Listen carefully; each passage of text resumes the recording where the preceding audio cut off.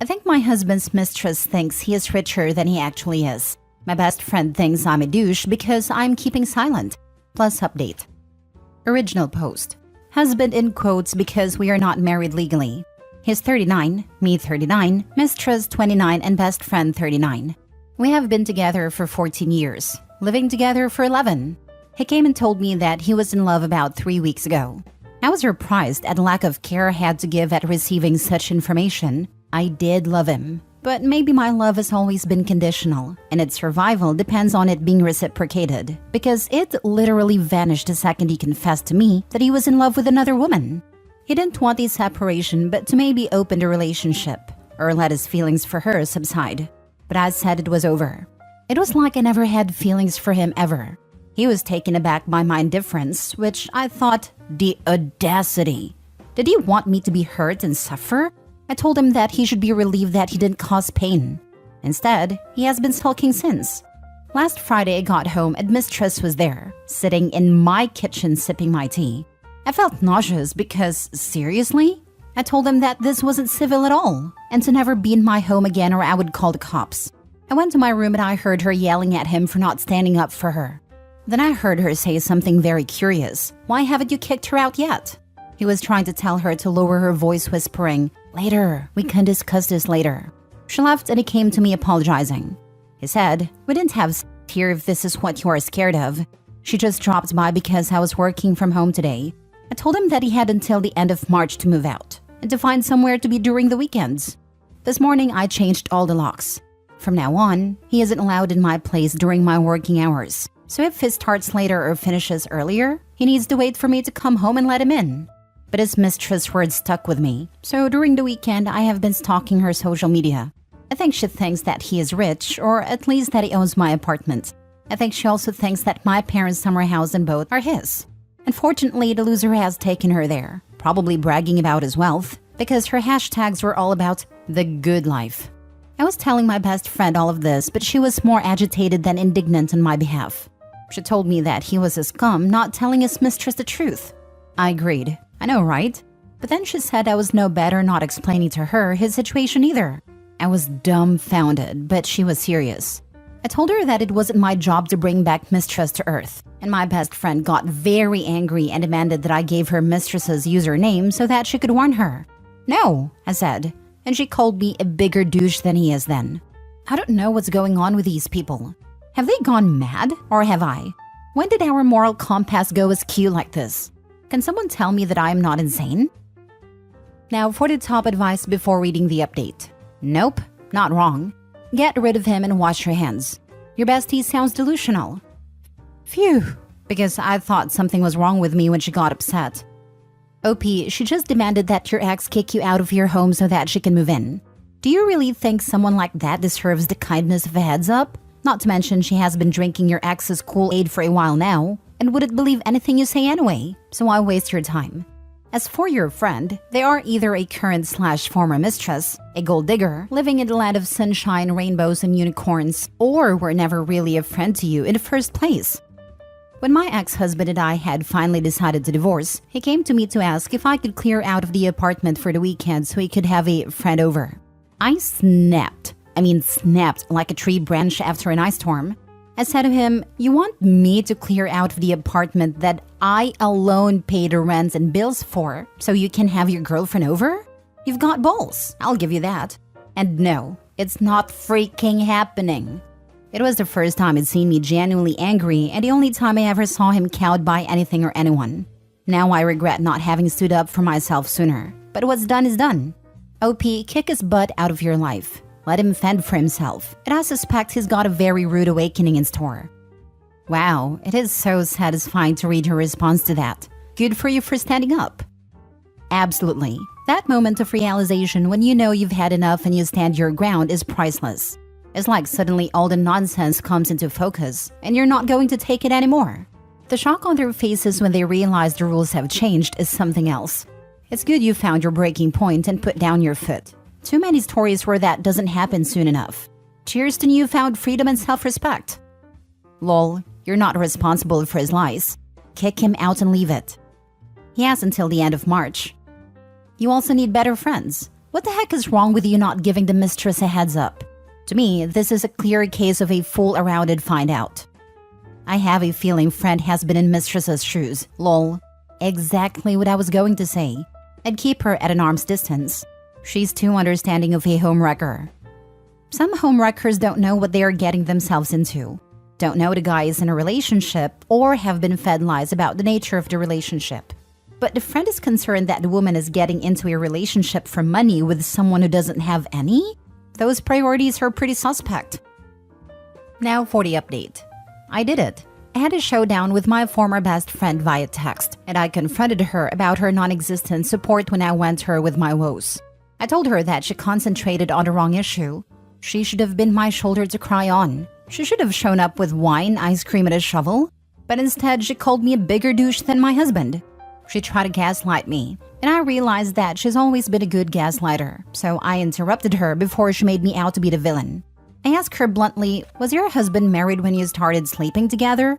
You told us that he was married before. We all knew that, but we were all under the impression that he was married and divorced before you two met. But was he still married? Is that why you related to the mistress and felt sympathy for her? Because you were her? She didn't answer me until next day to call me a bitter and jealous bitch. Wow. This was the last one-on-one interaction with her, I have decided. She's been my friend since preschool, but now we need to go our separate ways. Not only to save us from future hurt, but also to save our memories together from hurt. I talked to my husband too, and asked him to not make the separation difficult and bitter that it ruins all the happiness we felt being together, because we cannot think back on 1/3 of our lives with resentment. I asked him to take my dad's offer. He offered to help him find a lease on an apartment and pay half a year's rent if he moved out without giving me problems. When I got home, he and his clothes were gone. He left an apology letter saying that he will always love me and never meant to hurt me. So I have finally been able to cry my eyes out, and it felt so good. I've been crying since I got home. I lost 2 of my closest people, but this is what happens when we hit hardships. We see people's true faces. This is my update. I don't know if anything major will happen to make more updates. It is time for me to move on. Wow, OB, good for you. Your friend is definitely not worth your time, and your soon-to-be ex should be thanking his lucky stars that you are so kind. You've said it quite succinctly. OP is actually kind-hearted to help the cheater out. Much better reaction than I would have had. And I'm happy that she called out her ex-friend's BS. Projecting much, eh? Just like the comments under her previous post said. She was truly something else, that one. OP, good to cry it out. But hopefully there are better things around the corner for you. Good luck. It is not out of kind-heartedness. I can't just kick the man out without a fight or a bribe. If I had started eviction proceedings, I would need at least 6 months to do so, and I didn't want him in my life for this long. So I'm bribing him. Housing is very scarce, and primary lease is almost impossible. My dad has connections with landlords, so he agreed to move out. He is living with his parents now until he gets his contract. I'm happy it didn't get more complicated. This was what my lawyer advised me to do, because taking the eviction route would have made it drag for months. I feel for Opie. How gutting to find out 2 people so close to you are such dirtbags. I hope we get an update where the mistress finds out. Amen. Reminds me of a post I saw yesterday. Girl's friend had phone sex with a married man and didn't see the problem with it. There are 2 types of affair partners, those that know and those that don't. The latter is whatever, but the former are hell to a man. He left an apology letter saying that he will always love me and never meant to hurt me. Sure was acting like a man who didn't want to hurt her. It looks a lot like he just wanted her to notice him, and went about it with the logic of a 5-year-old. Instead of having a mature conversation and talking about how he felt, he figured having an affair should work. The whole thing is written with such a lack of interest, and the offhand comment about her having her own room, that it sounds like the marriage was dead for a long time. The ex just made it official by being a douche. It all sounds to me like she's not responsible for how much of a prick the ex was, but had a hand in getting to that place. I really don't think she deserved that treatment, but I feel like there is more to the story. The BFF is just bizarre though. It's like she was having an argument about something completely different, while the OP was suffering. Last story. I left my wife and it took her over a week to notice. I, male 35, was married to my wife, female 35, for 8 years. I left her 5 years ago. We are child-free by choice. Her choice. I'd always said we had a good relationship and marriage. But looking back, I see that it was good for her. Here is my story. I've always been the nerdy type. Smart, good grades, but never popular. I am from a very well-off family. Due to my grandparents' inheritance and some smart investments my parents did, I did not have to go to college or work and still have a comfortable life. But I love what I did. I met my wife my first year in college. She was in my class and was looking for a tutor. She was a scholarship kid. We spent more and more time together, but never in the weekend. I wasn't the outgoing type, and she would still go out in the weekend. After a while, we started going on dates, and after I graduated, we got married. Looking back, she started making decisions for us as soon as we got together. My wife worked the first half of our marriage, and when her company downsized, she got laid off. She became a stay-at-home wife who was not at home that much. She had friends she took trips with, had a lot of lunches and dinners with her friends, basically spent my money on her well-off lifestyle. While I remember our love life being passionate in the beginning, it's just that, a memory. When I was 29, I was involved in a car crash. They say a drunk driver totaled my car, but I still have no memory of that day. I was in coma for 2 weeks. After waking up, I had to learn to do a lot again. After 4 months, I went back to work. When I came back home, my wife put me in the spare room. She said it has been like that a while because I was snoring. I kept my mouth shut, but I knew that this was new. The accident somehow gave me clarity of my mind. I could see that marriage has been over for a while, but I still wanted to see if I could save it. Everything I tried failed. What sealed the deal for me was my 30th birthday. I came home and she was not home. She was having a spa day with her friends. I ordered takeout, watched a movie, and made a decision. The next morning, I went to my lawyer to start drafting divorce papers. I stopped engaging with her unless absolutely necessary. Slowly, I started selling anything that had any emotional value to me. I left all her stuff for her. I bought a new car and left it at a parking garage not so far from our home. 1 month later, all I had left were my clothes and a couple of laptops, projector, portable screen. Everything I needed to work from the road.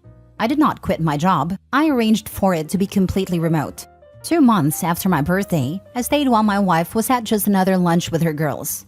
I took the new car, packed everything I needed in it, left the divorce papers and a letter on my bed in the spare room, and closed the door to my house for the last time, wondering how long it would take for her to notice. I decided to drive across the country and visit every place I wanted to go but couldn't because my wife didn't want to. We had a prenup, so she had no rights to ask anything. In a letter, I explained. I told her I was leaving, and I would leave her the house and a car and would pay a sum every month for exactly a year. After that, she was on her own. In my own stupidity, I forgot to mention why I was leaving, but this would work out in my favor. 10 days after I left, I got a text from my wife asking me where I was and if this was a joke. She called me, but I didn't pick up. I never pick up the phone while driving. I had an automated text sent that said, "I'm driving and will call back later." She sends me text after text after text. That night, I stopped in a motel and decided to read the texts before calling her back. First, she was asking if this was a joke, then asking when I will come back, then begging me to come back, not knowing why I left. And then she said something. She was sorry and it didn't mean anything and that she will cut him off. She was having an affair, something I never suspected. I called her cell phone and she was at her parents'. I learned this tactic from TV. She started yelling at me and I hung up. I waited 1 minute and called back. She started yelling again and I hung up again. I waited 2 minutes and called back again. This time, she wasn't yelling and I started talking. I told her that she was going to let me talk first, and after I said what I needed to say, and then she could ask questions. I told her why I left. We were married but living like roommates. Not even roommates, because they at least acknowledge each other. I don't remember the last time we had a conversation, the last time we did something together. I don't remember the last time we've been intimate, but I know it was before the accident. I told her that for a month before leaving, I stopped talking and sold everything I had in the house, and she didn't even notice. That it took her 10 days after I left before she noticed I was gone. If she had called me on the day I left, I would have turned around immediately. I ended with, "Thank you for admitting to the affair. I really didn't know about that." She tried to apologize, and when she asked me to come back, I asked her why. If she could explain to me why I would consider it. What was in it for me? What would change? She couldn't answer. So I said goodbye and told her my lawyer knows how to contact me. Then I blocked her. The next day, I bought a new phone with a new number and left the old one in the motel. 2 weeks later, I got an email from my lawyer that the divorce papers were signed. I was free. I kept my word. My lawyer already had all documents signed by me that would transfer ownership of the house and the cars to her. The bank automatically deposits a fixed amount to our shared account every month for a year. Where we are now. For the past 5 years, I have been driving across the country, working remotely. I finally had a reason to start social media. I posted online where I've been and where I'm going. I stay in a place for a couple of weeks and drive to the next. My ex-wife started following me on Instagram a year after I left, and out of curiosity, I looked at her public posts. I'm not planning on following her back. She posted pictures with her boyfriend soon after I left. To her credit, she did not badmouth me, at least not on Instagram. 2 months after I left, they apparently broke up. That was the last time I really had an update of her. I also have a life now. Once I put myself out there, it turned out to be easier to have casual hookups. No committed relationship. Now, after years, I'm going back to my hometown. There is a reunion I want to attend. I'm staying for a month, maybe 2, and then I'm going to Canada. I have no plans of looking up my ex, but I will also not actively avoid her. If I see her, I'll see her. If I don't, I don't. Crazy story. This is a happy way for getting back on your own legs. Don't even meet her. She is selfish and horrible. Don't waste your time with her. She's a gold digger. Good story. You realized something was wrong and decided to leave your wife. That was smart. But I think that before the accident, she had her adventures. After the accident, when she decided to have you move into the guest room, she didn't want to be unfaithful to her lover with you. Why did you leave her your house? As someone that recently got out of an abusive marriage, you have no idea how much more mental anguish and loss of physical time and energy I would have had to endure if I tried fighting for anything extra for my ex-wife. What I would have to go through to get the apartment and a car was not worth the stress and anxiety and fear of her retaliating. Simply walking away and starting over from nothing was so much better for me. And I'm sure Opie felt the same, though he at least had more backing to start off with than I did.